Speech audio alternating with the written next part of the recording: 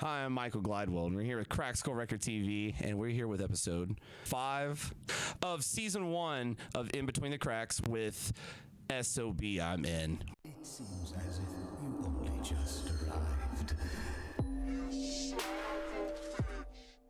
I believe we are on the last song of the album, and that's McCarthyism. Hey, shout out. I love that song. Which is, it's a start song. Hold on, quick shout out to Bell Point. I did end up using a schism beat that I made for him that never ended up getting used for one reason or another, and so I just threw it on the end of that. Recycled creations. Mm-hmm. Recycled creations. Yeah, that's a lot of this. Yeah. Yeah, and sometimes that's why you make shit in the first place. You might not think you're going to use it, and then 6 months later, you're like, oh, I've got the perfect thing. Yeah, I'm like, maybe he didn't use it. I'll use it. Fuck him. Yeah. No, and that's probably another big thing about why you guys have worked together, and like having known each other so long, it's probably pretty easy to hear some like one of the other guys' like material and be like, oh, I have an idea for that. Even if they they didn't have a vision for it at that moment, like you kind of get a spark of creation, like hearing each other's music. Yeah. And also, Bell Point brings back to the Half-Life samples, which were very present at the beginning of the album to kind of bookend the whole thing. Half-Life.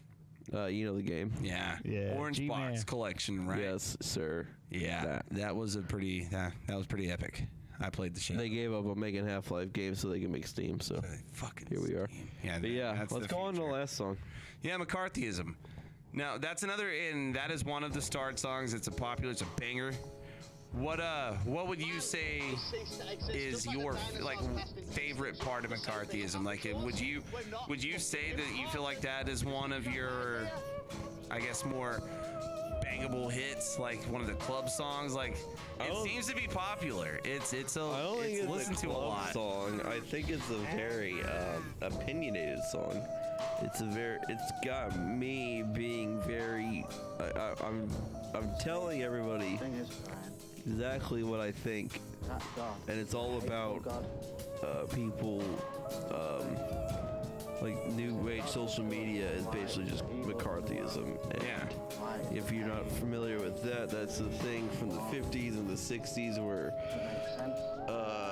this guy named Joseph McCarthy would just accuse people of being communists with very little evidence, and he would get them canceled basically, and he would just destroy everybody's careers, and he did. Shit, what does that sound like? Like today.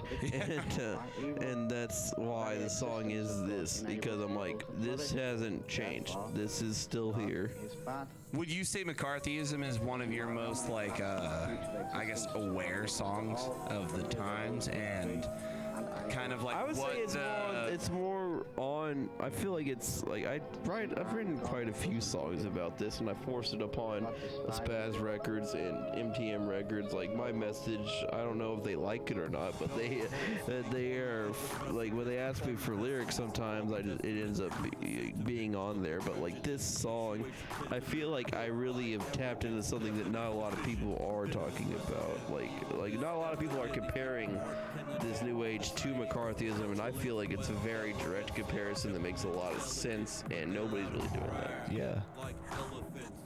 I mean, well, just to lay it down, because like there's like 3 out of all the songs we've gone through, like for me, Cook is in like my top 5. Definitely McCarthyism is in my top 5.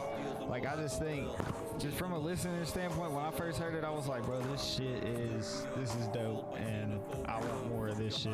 Like a song that got you excited. Yeah, like damn. Kind of like amped for what's about to happen. What about you, Zigg-Zagg? What would you say, like when you like a song that you heard and you were like, this is gonna be it? Like, what would you put up for your song? Off of this album? Yeah. Man, I knew that WM3 was gonna be the shit. Not just because I'm on it. No, I love the beat, and I love that was like the very first song that all 3 of us actually got to get together and work together on a hip hop song, and it was really cool. Like it was a new chapter almost for us. Yeah. And like the start of something. Yeah. Like the beginning of much more to come. Foreshadowing. Now, I guess the biggest thing I would say next, like we've gone through the whole track list. SOB, what would you say is the thing you're most proud of from all of this? Like just the whole experience together, like from working together, like the nights, writing shit out, like the recording. What would you say, looking back at this, is your proudest moment? God, I mean, getting it done, like Just finishing, being like I'm done, like finally it's done. I don't know, like proudest moment for this record. Like I feel proud about a lot of shit. Like about like just us making all these things together. Like I don't like.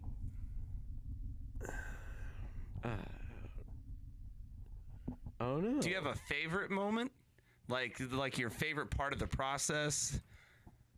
I mean, I really dug when you were doing the guitar solo. Like, I had a great time just listening to you record that. So maybe that's it. Like it wasn't even done. It had no effects on it. It had nothing. And I'm like just hearing you just jam over this beat. I don't know. I had a great time just listening to that. Shit, just from my standpoint, I even forgot about the guitar solo when I heard it. So it was kind of like listening to it from just like a listener standpoint, listening back, and I was like, damn. I was like, it's different and it's really good too. I might actually even remember the guitar solo. That I may have been here that night. Was that one of the few nights that you actually drank with us, like had a beer or two, and you were playing? Was that at the jam session guitar solo you did? I don't think so. Nah, I think I was the only one here when he recorded it. When you did that? Yeah. Okay. I remember one night where you put down some really cool guitars. I mean, this is going to be more selfish than anything, but I do really like when I wrote the Spoochie lyrics, like I knew I had something the second. Man, yeah, that shit. Dick's like raw, Flint more lead than you wanted. The second I wrote that line, the second I wrote that line, I'm like, oh, there's something here. That's one of those lines that I can like set that for my alarm in the morning. I can wake up to that shit. That's that Dick like Flint more lead than you wanted. Like that'll start my day. That is one of my favorite lines. I mean, I had one of the funnest times writing Spoochie, and I didn't even intend to do it. That was very much a random decision. I feel like some of the best ideas are the ones that just kind of happened. Like those lines were amazing. I still think Smoochie, to me, that was like a standout point of the record for me. When I heard that shit, I was like, bro, this is lit. I was like, I can get behind this record. I was excited for the record anyway when it came out, and man, like, oh yeah, it delivered on every aspect better than I thought it did. Like better than I thought it would, because I hadn't heard, like, because he's kind of keeping he was kind of holding the tracks like under a veil and shit. So like I only heard what I rapped on until it came, and played guitar on until it came out. I did not really show anybody anything unless they were on it. Like they didn't. Because I don't know. Under wraps. It wasn't like to hide it. It was just because I'm like, I don't know. It's probably that good. Like, so I just held it back as long as I could. Yeah. And Pucker Your Lips Like This, that was also a golden moment where I'm like, the second I started making that, I'm like, this song is gonna be fire. It's gonna be amazing. But then beyond that, I don't know. It was all very spur of the moment. Just do it and see what the fuck happens. For sure. I think that, I mean, obviously, once you guys all tune in and listen to it, you're going to realize that it all does work. The album is amazing. Every song on it is just a straight banger. It's all amazing. And the features are ridiculous. Spaz, Zigg-Zagg. Both of your parts are amazing. Thank you. So, SOB, if there's any, well, what would you want to tell everybody? If you had any inside information, just anything, special, some sneak peeks, behind the scenes type shit, anything you want to talk about for people of the Southwind? Well, there are definitely things that didn't make it onto Southwind 1 that will be on Southwind 2, which will be coming out very soon. Boom. Drop. And yeah, some things had to get moved, some things weren't finished fast enough, but one of the main things I wanted to get on to Southwind 1 was Pure from MTM, and just the scheduling did not work out, so he did not end up being on the album, but he will be on the second one. And so that's one of the things I'm glad to remedy. Is that something that'll be coming soon? Very soon. I can tell you this: the single for People of Southwind Volume 2 will come out on February 2nd, 2022. So that is very soon. Very soon. Very soon. And it's called Half-Life, so look out for that. I wanted to get Pierre on there. We never ended up getting him on there, unfortunately, and a few songs ended up getting taken off, but they're going to make appearances on the next record. Next record for sure. Maybe some kind of DLC type stuff. Bonus features. You have a lot of plans, I'm sure. People of the Southwind 2, and then amongst it, you guys are all working on a ton of projects. We could probably, go on for hours about the shit that you guys have planned and what's coming out. You know what which we're gonna better? have If we just decide to tackle them one-on-one. Yeah, we can for sure. Like we can get MTM, we can get Spaz, we can figure out what's going on. We know that like, because like with People of the Southwind 1, it kind of started some shit, and I'm sure y'all will hear about that, because it created some ideas that later flourished into some way bigger things. Yeah. Bigger than I thought it was, until me and SOB sat down the other day and was talking about it, and it's like, damn, all this ties together. Yeah, we didn't even get into like how for People of Southwind 1 was finished, that a whole other rap group was created. Yeah. Which will probably be explained in many other episodes. People of the Southwind is just kind of like the proverbial TNT that started the avalanche, the yodel that started the snowfall that wrecks towns and people's lives musically. Yeah, we're the yodel. Yeah. And Rex Bob Turner's life, y'all will find out who that is. Bob Turner's life definitely gets wrecked.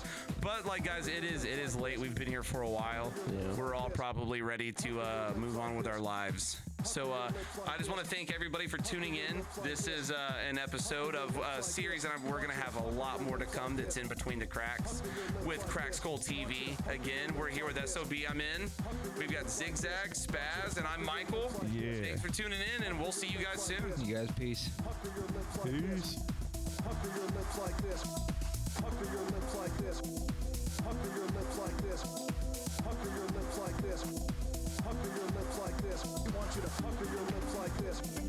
Pucker your lips like this. We hope you've enjoyed watching this In Between the Cracks episode. If you would, just like and subscribe. Leave a comment if you enjoyed the video, and if you'll just click that little notification bell so that way you see all of our new content that's going to be coming out. Again, thank you so much. We hope you enjoyed it, and we'll see you next time.